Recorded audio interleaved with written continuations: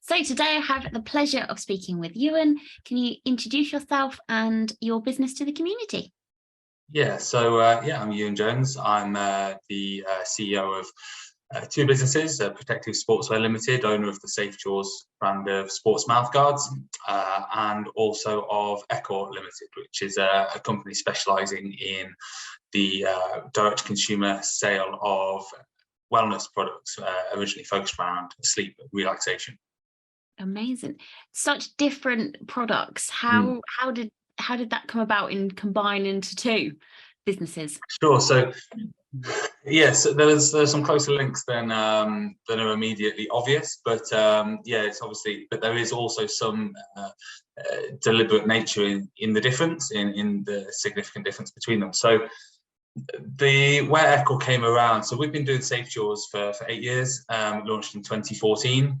We're on a really good growth trajectory heading into COVID, heading into 2020.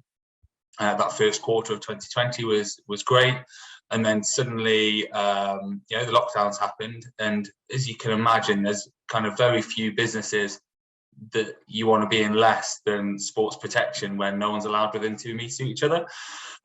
There's not a lot of people, contact sports obviously was just knocked on the head. So we went from being on a great growth trajectory to kind of doing next to no sales in April 2020.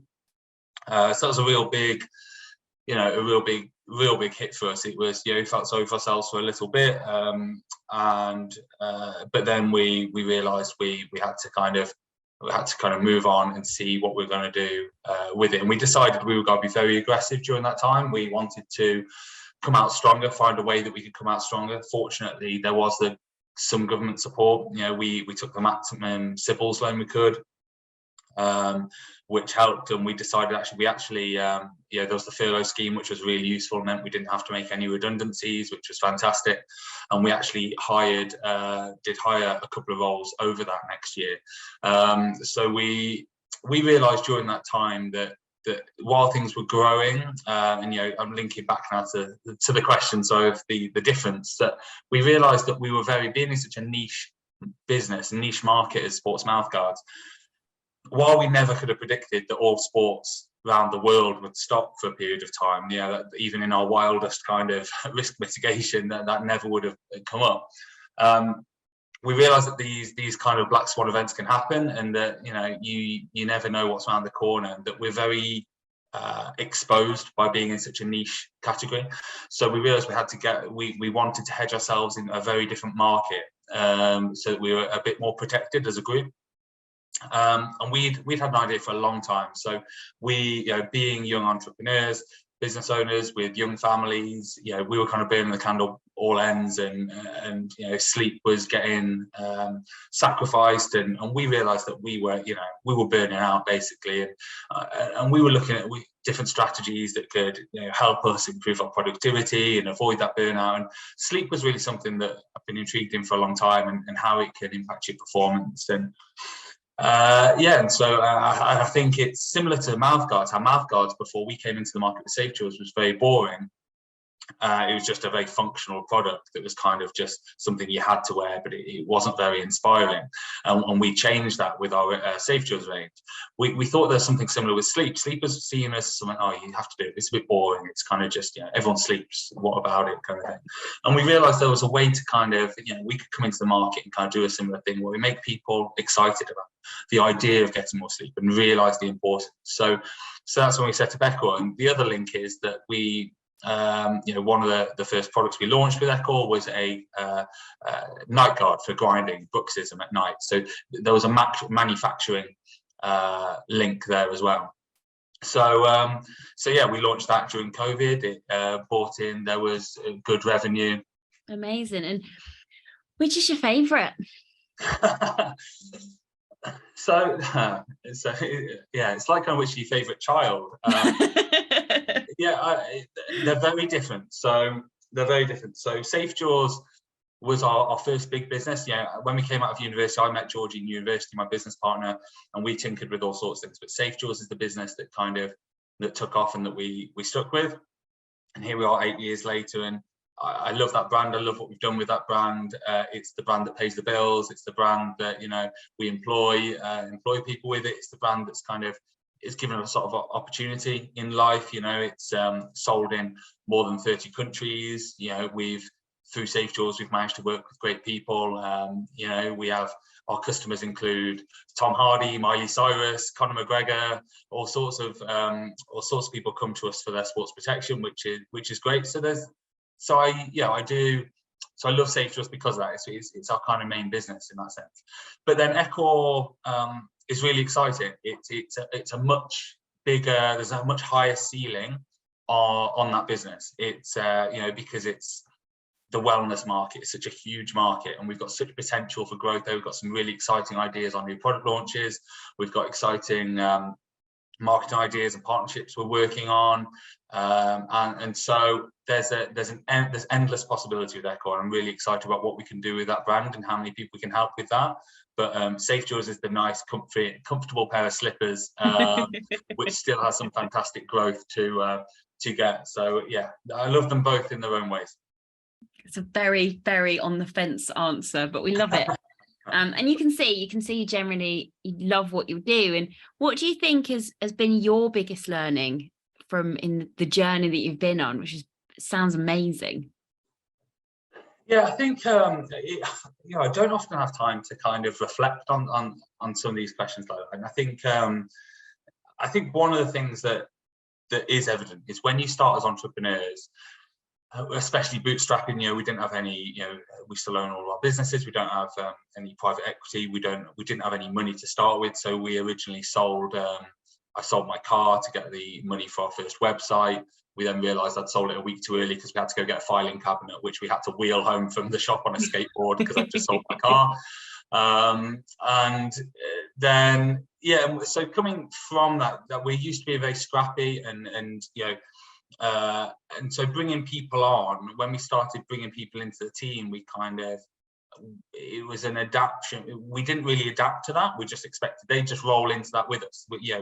They just fit into that same mind frame and be scrappy with us and get on. But something you kind of only realize a few years later when you've taken on a few more staff and, you know, and lost them along the way, is that, you know, you need to, there's a few key things I think that become evident to you. One is that you can't expect people to be as passionate about your business as you, and you know, and that's not a negative on them.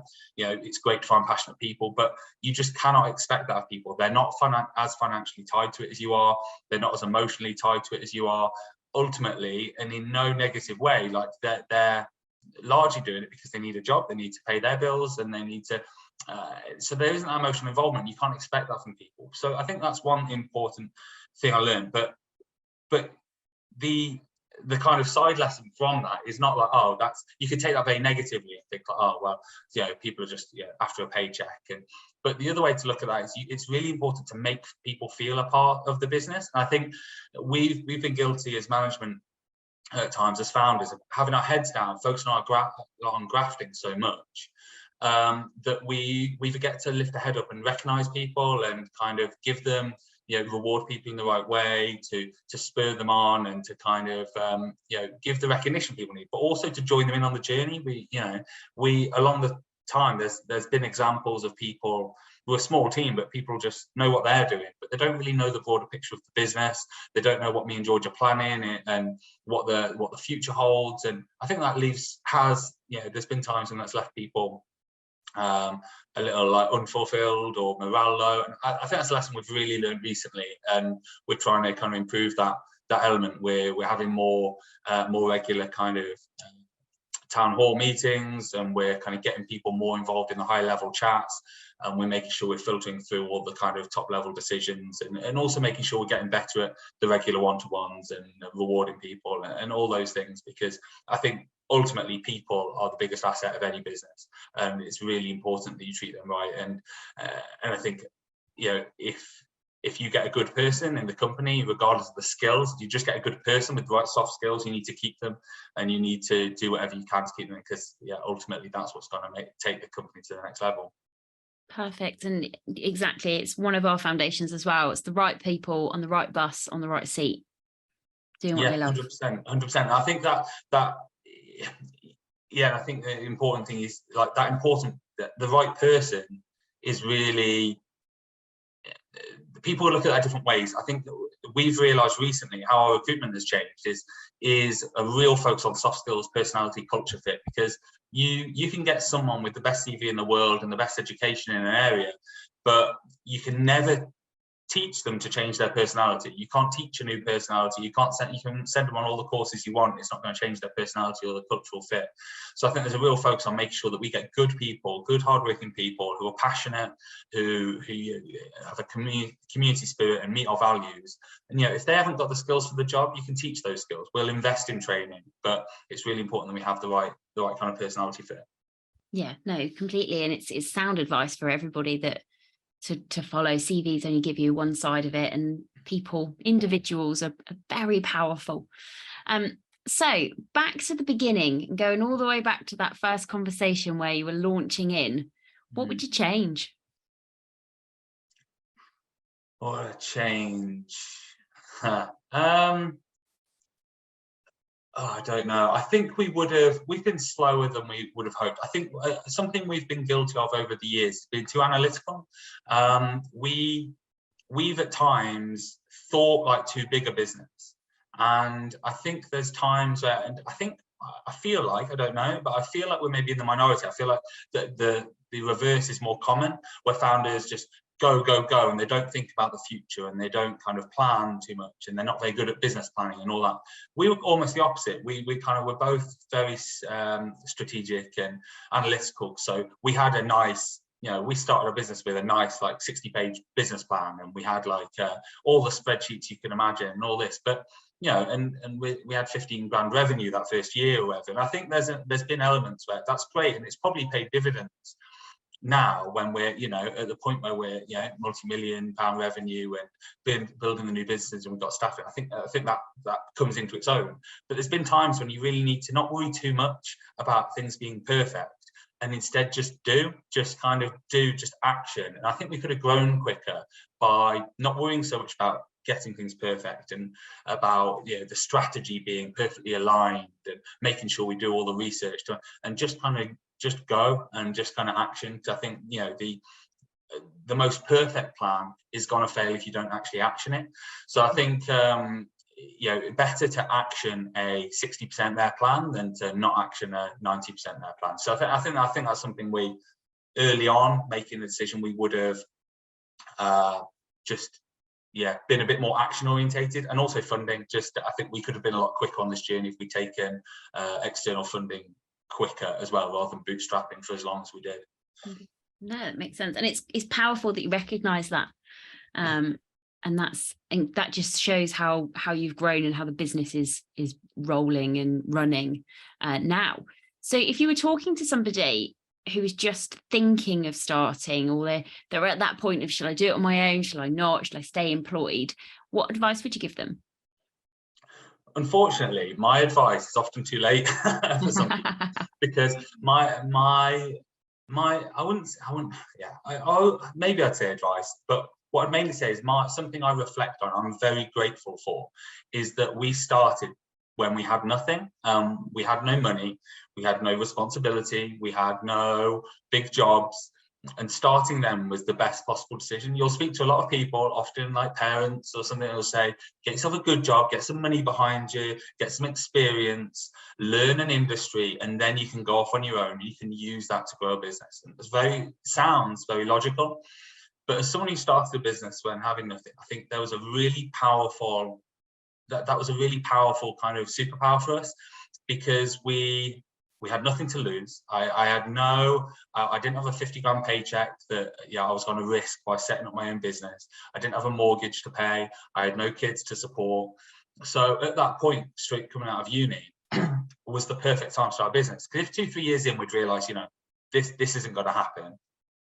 The job market's still open for us, and we haven't, we're a few years behind the career ladder potentially. But the way I was seeing it is that experience, though, that by trying to set up my own business, is like, I could have taken 3 years to do an MBA, but instead I've done kind of a real world MBA, if you will, by just trying to do it. So I thought there was very little to lose. So while it might be too late for some people, I would say to people who are interested in setting up a business and aspiring entrepreneurs, if they're kind of coming out of uni, or if they're at a dead end, is a loose end, is kind of just kind of try it, just do it.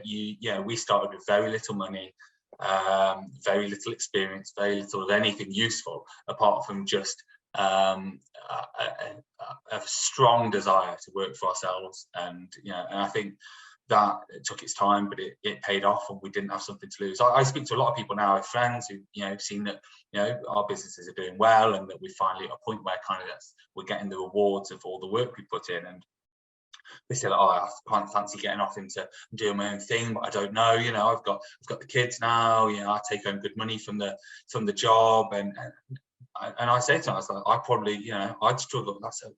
That's a horrible position to be in. I'd struggle to make that jump if I was in your position. But when I started in business, I wasn't in that position. I had student debt, empty bank account, my 10-year-old grand's worth of car that I sold to build a website, but no kids, no anything. So it was very easy to make that decision. So like I said, it might be a bit late for some people, but I think the advice is there's no better time than now, and very, very few decisions are irreversible. Perfect. Thank you so much. And then my last question, can you sum your journey up in 3 words? Okay.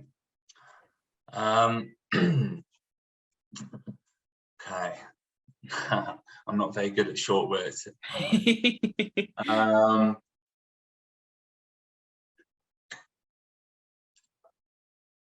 I'd say perseverance.